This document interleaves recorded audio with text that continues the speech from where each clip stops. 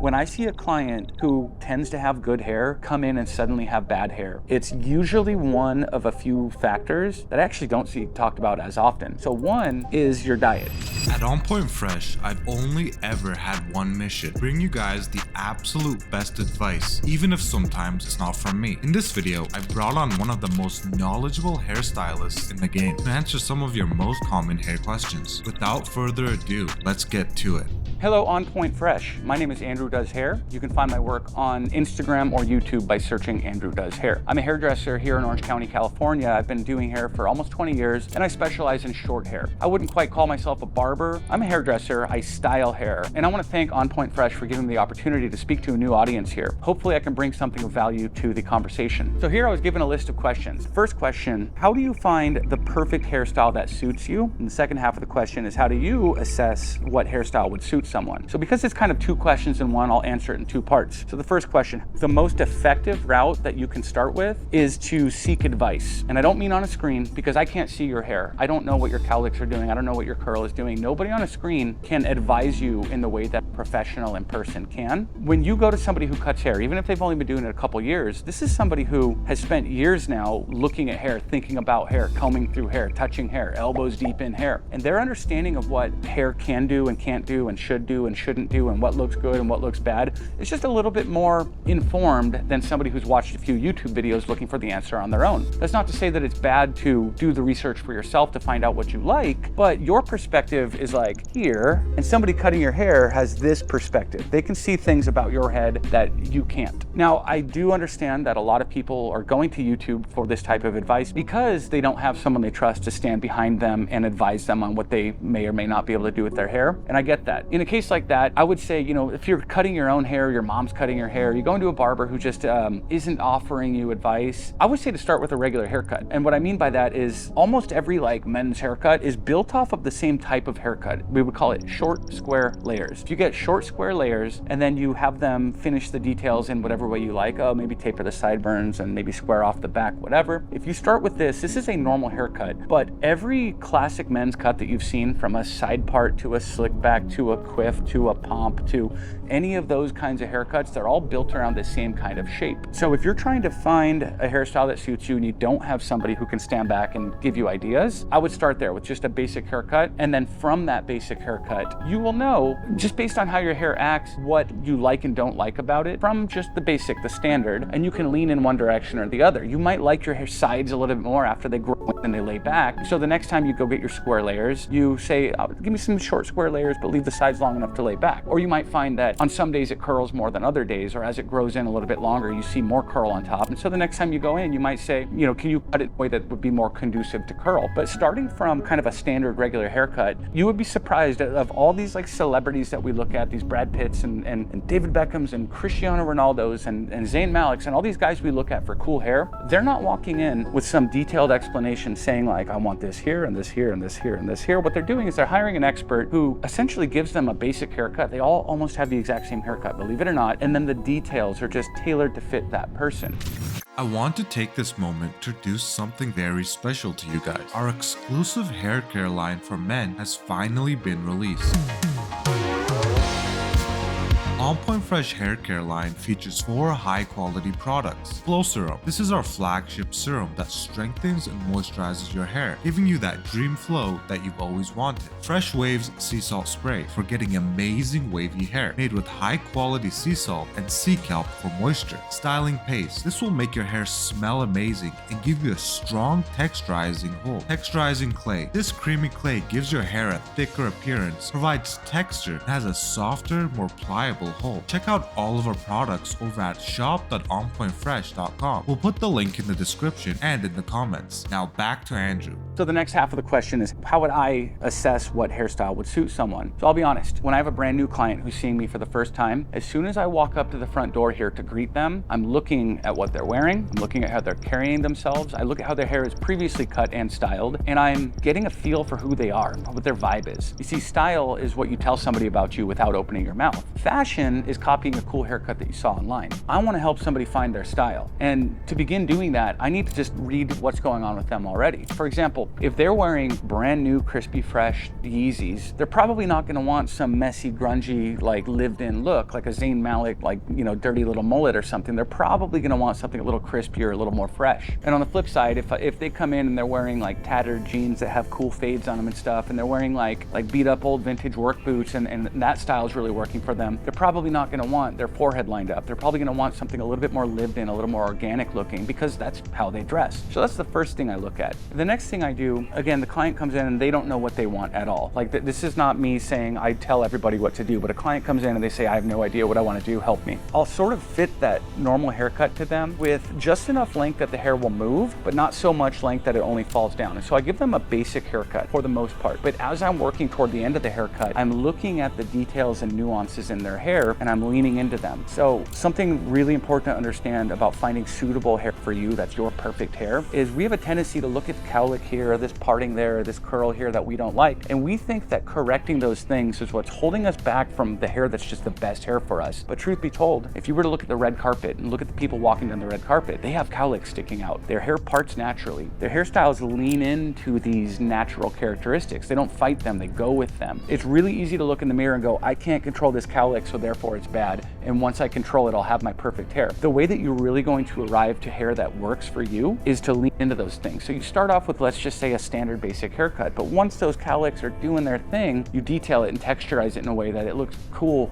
with the hair sticking out right there. Or at least it looks shapely if it's gonna stick out. By the time I finish a haircut, after kind of detailing and working around these personalized characteristics on the head, even though it started off as the same regular haircut, by the end of the haircut, it's completely unique to them. So that's how I would find somebody's personal style. And then in subsequent visits, as they come back, I would ask them what worked, what didn't, what fell apart first. On a good day when your hair was doing exactly what you wanted it to do, what was it doing more of? On a bad day when it wasn't doing what you wanted it to do, what was it doing? I'll have first-time clients come in and they leave just perfectly thrilled with their hair. And they go, wow, I've never been happier with my hair. And then the next time they come back, they're actually even happier because now I know their hair a little more. They know their hair a little more. After the first visit, I've given them styling tips and stuff. And so by the next time they come back, they have a better idea of what they want. And I have a better idea of what their hair can do and will do. If you want to find your perfect hair, don't go to one barber one time, and if they don't hit it, go, okay, well, that guy sucks. You might have to go back 2 or 3 times, but it ends up being this collaborative effort. The perfect haircut is one that your hair naturally wants to lean into. It's one that has to be cut as frequently as you want a haircut. If you're lining up your forehead, you have to cut that weekly. If you're doing anything bald faded, you have to cut that weekly for it to maintain that look. If you're doing a high fade, it's an every 2-week haircut or it doesn't look good. Even if you think that looks great on you, but you hate the routine of getting a haircut every 2 weeks, that's not your perfect haircut. Your perfect haircut has exactly the routine that you like for your hair. You got to find something that's going to work for you in every sense of the word, work for you, not just look good, but it's going to fit your lifestyle. It's going to reflect who you are. It's going to lean into the natural tendencies of your hair. Now you've found perfect hair. Now you've got the kind of hair that people who know you compliment you, are jealous of your hair because it just works for you. Question 2 is, what are the current trends you're seeing in hairstyles right now based on ages? I could say it's a very interesting time for hair trends. For the last 10 years, it's been almost the same haircut for almost everybody. Shave the sides, slick the top back. That's been just so popular for so long. But what's happening right now is there's not any one huge popular thing that everyone is asking for in my chair. There are 2 common things that everyone seems to be asking for. The first is they want haircuts that last longer. People who started getting fades a couple years ago but never had fades before that, they got sick of being in the chair every 2 weeks, 3 weeks, and so now they're like, what haircut can I get that I can cut every 2 months? And I think another aspect is maybe the economy. A lot of people are like, I can't afford a $100 haircut every 2 weeks. What can I do that's going to last a month or 2 months? And so across the board, 99% of my clients are leaning into hairstyles that last longer. And the other thing is they're leaning into natural texture. A lot of guys that I work with, they spent years blow drying their hair, flat ironing their hair, putting like 10 different products in their hair. And what they want now is wash and wear. And so the haircuts that are becoming popular for any age group have been wash and wear and cut it every 2-3 months. The fun thing about that is depending on the head and the chair, the bone structure and the hair texture, just the way that the hair dries or whatever, it ends up being a slightly different haircut for each head to make this work. But on average, what it's looking like is for the teenagers to young 20-year-olds, they're doing very 1990s looks, kind of like Leonardo DiCaprio, just all longer, all swept back, but still very classically shaped, a little bit tidier around the neck, but for the most part, they want this flow.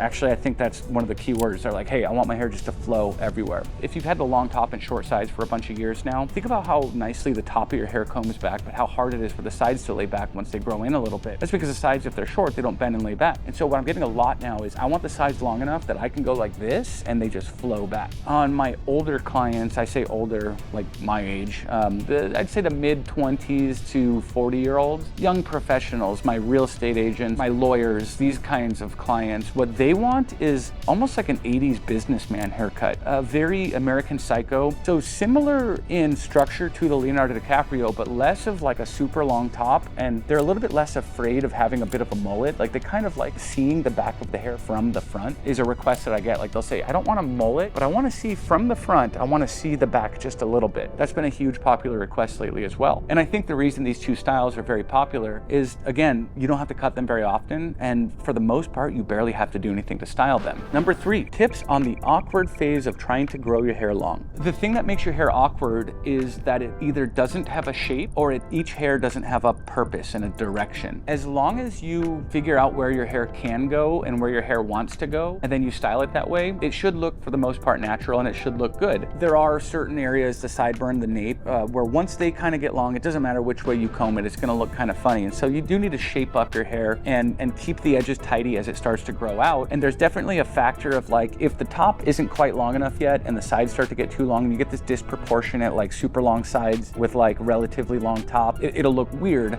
And so for the most part, you just go with your classic like short sides, long top until you start to have some good length on the top. And then you've got to let the sides start to fill in. And the sides won't feel as unruly and as out of control or as disproportionate if the top is longer before the sides begin to get long. So that's definitely helpful as well. One thing to know if you're growing your hair out long is if you're used to getting a haircut every month or so, once you begin growing it out, as soon as you get to the point where everything can lay back, now you need a haircut every 3 or 4 months, like if that. And once it's all tucking behind the ears, you just have a little bit in the back to trim every few months. And so life is a lot easier actually when you grow your hair out as far as salon visits. But that's the advice that I would give you is keep it shaped up and keep a plan along the way. And so whether you're just doing it yourself, especially if you're visiting a salon or barbershop, just ask them on your next trim, say, how can I style it until the next trim? And as long as you know where each hair is supposed to go, it should be easy. Number 4, what's a basic men's hair care routine guys can implement for healthy hair? This one's interesting because what I see online, what everybody's afraid of online, like that's gonna damage my hair. I've never seen damage, very rarely, very seldom seen damaged hair. In 20 years I've been doing this, you know, I see people online saying, if you use hairspray, the alcohol is gonna dry out your hair and damage it. I've got clients who for 20 years have hairsprayed their hair every day and I don't see damage. So I'll just speak, rather than saying whatever statistics or common things I see online, I'll speak from my perspective, having done this for so long. When I see a client who tends to have good hair come in and suddenly have bad hair, it's usually one of a few factors that I actually don't see talked about as often. So one is your diet. If you're just like, life's crazy, you've been busy, you're not watching what you eat, you're eating a lot of processed junk food, your hair can take a hit from that. I've seen clients come in and suddenly their hair is a little more brittle, a little more wiry, a little bit more damaged looking than usual. And I'll ask them like, oh, what are you doing different? And they're like, dude, I've been like studying for an exam and I haven't been eating clean. It's been just like 3 weeks of chaos. That can affect your hair. So good nutrition is very important. Another thing is stress. And that might tie into what I just said about studying for the big exam. I've had clients go through divorces and come out the other side with like straw hair. I've had clients, you know, get fired from their job and start losing patches of hair because of it. So I've never seen somebody use the wrong product and their hair fell out, or wear a hat too many times and then their hair fell out. I've never seen damage from wearing a hat. Theoretically, maybe like the tension of the hat pulling on your hair could physically pull some hairs out, but I see online like, don't wear a hat too often, your hair's gonna fall out. I've never seen it. But I have seen, I'll say as far as hairdryer damage,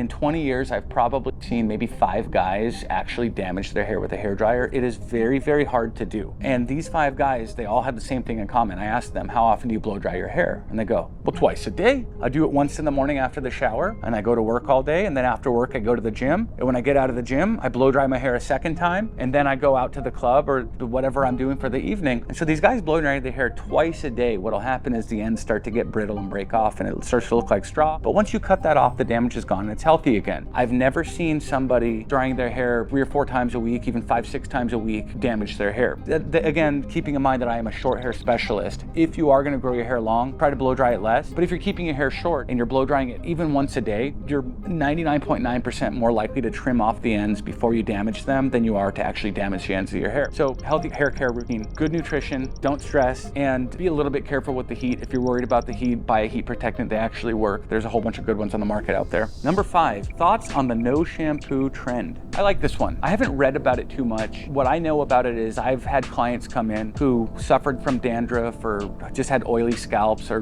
dry frizzy hair and an oily scalp at the same time. I've had clients with troublesome hair come in and suddenly not have troublesome hair. And I started asking them, like, well, what did you do to change your hair? And they go, I stopped shampooing it. What I know about the no shampoo trend is I've seen it work miracles on some people and I've seen it do nothing on some people. So my advice on that is just give it a try. If you skip shampooing your hair for 2 weeks, you're not gonna lose your hair. It's not gonna fall out. You're not gonna die. You're not gonna stink up the room. You still wanna, rinse it really good and that sort of thing. But letting those natural oils build up on your scalp, I believe is kind of a good thing. You still wanna work it through your hair, maybe brush it through your hair with like a boar bristle brush or that sort of thing. But just experiment with it and see how your hair changes. I'm a big fan of telling my clients, like when they're like, hey, should I? I'm like, yes. Should I try?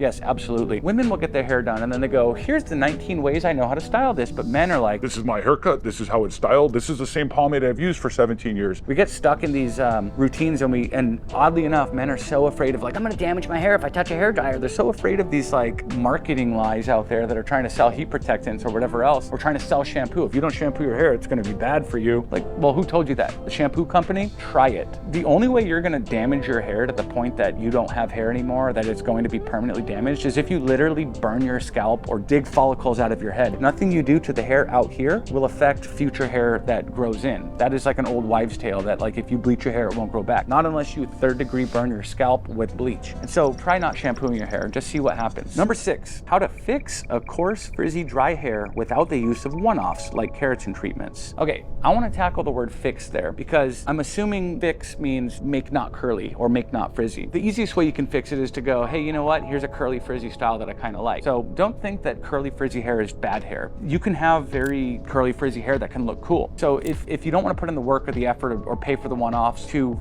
fix the curly frizzy hair, you can just fix your view of it. I have a lot of clients who will wear their hair curly and frizzy and they like it that way. Another easy way is load up on the products. You put in some moisturizing curl serums and stuff and you can help with the frizz. Assuming by fix you mean smooth out, straighten, polish, just get the hair to not be a wiry Brillo pad. The way that I like to explain this to clients is you're looking at time versus money and you have to give up one or the other if you want to change what your hair is doing. By time, I mean if you have wiry, frizzy, curly, coarse hair, you can straighten it and smooth it daily by blow drying it, but that might be a 10-minute job or a 15-minute job even depending on how nice your hair dryer is. So you can trade that time every single day, or you can go trade money at the salon once a month to get a keratin treatment or whatever, and then you spend less time daily. And so you're gonna give up your time or you're gonna give up your money, and there's kind of no other way around that except to just embrace like, hey, I got frizzy hair, it is what it is, which is easier said than done. I don't have frizzy hair personally, and so I'm like, oh, what's the big deal? But nobody likes what they have. I've got receding fine hair, so we all have our own complaints, right? Number 7, how to make the best of thinning hair. Oh, and I just mentioned my thinning hair. Generally speaking, they say if your hair's thinning, you should go shorter with it. And it kind of makes sense. If you've got very long hair and it starts to get thin, you'll look like Schmeagol. But, just think Bruce Willis. Like that dude, he thinned very gracefully. He went shorter and shorter until eventually he was just bald, and it worked. But not all of us just want to jump right to the bald right away. The biggest thing you can do, the most helpful thing you can do is realize that there's not a hairstyle that you're going to do that's going to completely mask the fact that you're thinning. Don't try to mask it. Like if you're receding in the front like I am right here, maybe don't do a hairstyle that has like a big front. Maybe do a hairstyle that has a little bit smaller front, and then what you want to do is get some composition elsewhere. My hair might not be the best example for this because I actually need a haircut really bad, but think of a haircut as like a work of art in that if you're looking at a photograph or a painting, there's a composition, which is the shape of the things on the screen or the canvas that lead your eyes to move around in a specific way. That's like what the composition is. So in a haircut, traditionally men's haircuts are like a ramp in the front and everything comes up to the front here, and that's the focal point. But there are a lot of haircuts out there that actually bring attention to other parts of the haircut. You get a little bit of a mullet, and now people aren't looking at your forehead, they're looking at your mullet. A very blunt example of it there. If you're used to getting tighter sides and the top starts thinning, like maybe get a little bit longer sides and just style them, like have styled sides, and that'll take the attention from right here and kind of bring it throughout the rest of the head. And that's usually what I do with my clients who are starting to thin and they don't want to feel so self-conscious about it. Like sure, you can use hair fibers and you can go get procedures or take pills or powders or potions and things, but as somebody who just cuts hair, and I'm not a surgeon who plugs hair into people's head, my best line of defense for my clients and what they tend to do is they just get a hairstyle that leans into bringing attention away from that front or away from whatever the balding or thinning area is. I was at a party one time years ago, and this guy looked very charming, and he was very Brad Pitt-esque, and he had very subtle highlights in his perfectly messy hair. And I saw him across the room, and I was like, dang, white straight teeth and muscular physique and a little bit of a tan, and this guy's very good looking. Good for him. And then he turned around, and he was completely like bald on the top here, and he didn't care. He just rocked it. Everything else about him was just put together and working. And I was like, that's how I want to live my life. I want to be like that guy. Like, he wasn't trying to hide it. He wasn't wearing a hat. He was just like, yeah, it just is what it is. I got highlights anyways because I like them. And number 8, the final question here, how to actually change hair from flat thin to giving it flow and weight without having to use a ton of products every day. So incidentally, I have a trademarked slogan that good hair doesn't come from a jar. I'm not about using a ton of products every day either. I think something that most men have been kind of lied to about is the hairdryer. I think it's the worst marketed tool in the history of tools because we believe it's made to dry our hair. But what the hairdryer is actually made to do is change almost everything about your hair. It can add volume to flat hair. It can reduce volume from big poofy hair. It can add shine. It can add bend to straight hair. It can straighten curly hair. The hairdryer and a brush and a little bit of technique and understanding how to use it can make your hair do all kinds of crazy things. You wouldn't believe it. You kind of want to think of your hair like a fabric. If I have a shirt that's wrinkled and I take it and I put an iron to it, I'm putting heat and tension on the shirt, the wrinkles come out, right? And so if your hair is falling flat, or if it's curling where you don't want it to, or if it's doing anything you don't want it to do, think of it like a fabric. If you put heat and tension on it with a hairdryer, not dry the hair with the dryer, but style the hair with the hairdryer by putting heat and tension on it to reshape it, you can get it to act very differently. If you were to look at hair under a microscope, it tends to have a rough surface. When your hair has these rough surfaces, they stick to each other, they frizz up, and the hair doesn't move nicely. But once you apply heat to the hair, whether with a flat iron or curling iron or a blow dryer in the proper technique, you smooth out the surface of the hair. Now, once your hair has a smoother surface, a few things happen. For one, it reflects more light, so your hair shines. Blow dry your hair a bunch, it shines nicely. But the other thing is it moves really gracefully. When you're watching a movie and the guy's hair just like gets disheveled and it falls out of place, but it moves in pieces and it looks really cool, that's because it was blow dried. We call that sealing the cuticle, and it causes the hair to act nicely. If you want your hair to act differently, but you don't want to use a bunch of product, the key is the hair dryer. Realistically, you're probably not going to burn your hair off with a hair dryer, but go in the bathroom and try just blow drying your hair for a little bit longer than you think you need to, because the magic of the hair dryer actually doesn't happen as the hair dries. It happens a good minute after the hair dries. Just blow dry your hair a little bit longer than you think you need to and see how it changes. If it's still a little too curly, try it again with a little bit more tension, and you can absolutely change what your hair wants to do. I have several videos where I do this. If you want to tune into my YouTube channel, every week I take a client here to my salon and I cut and style their hair for YouTube. This is something I've been doing a few months now, and I want to continue to do hopefully indefinitely. But if you watch these videos, you'll see just how drastically the hair dryer can change the hair. And in some videos I'm straightening curly hair, in some videos I'm emphasizing curly hair, in some videos I'm adding volume, in some videos I'm removing volume, and I barely use any product because good hair doesn't come from a jar. So I hope these answers were helpful for any of you out there. If you want to learn anything more, please reach out to me on social media. Check out my YouTube channel, check out all the other great videos from On Point Fresh, and follow me on Instagram, Andrew Does Hair. Thanks for watching.